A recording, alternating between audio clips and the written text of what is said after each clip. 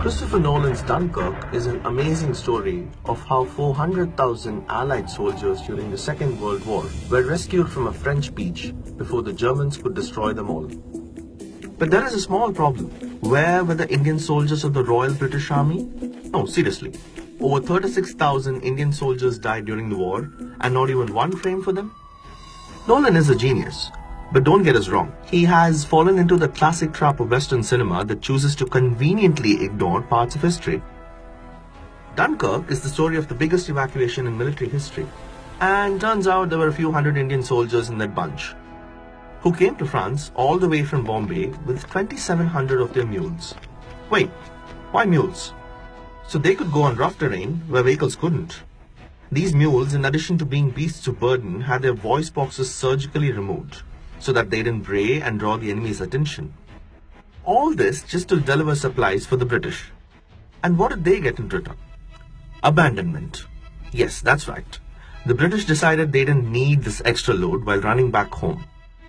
But thankfully, there were some nice guys, like Colonel Ashdown, who pretended he didn't hear those orders and he got his troop of Indian men to Dunkirk beach anyway. He was rewarded with a court-martial. Thank you, Britain.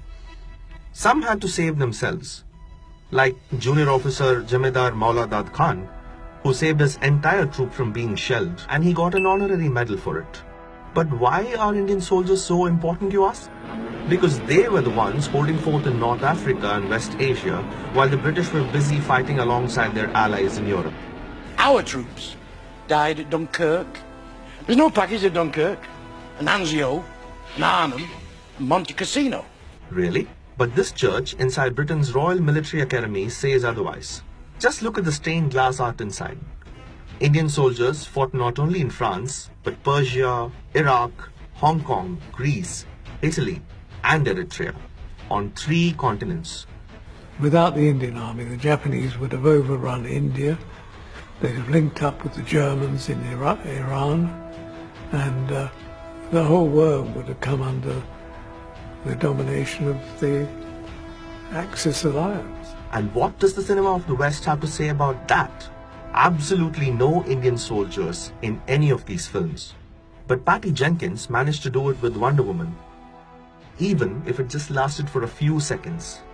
If she could do it, then so can Nolan and the rest.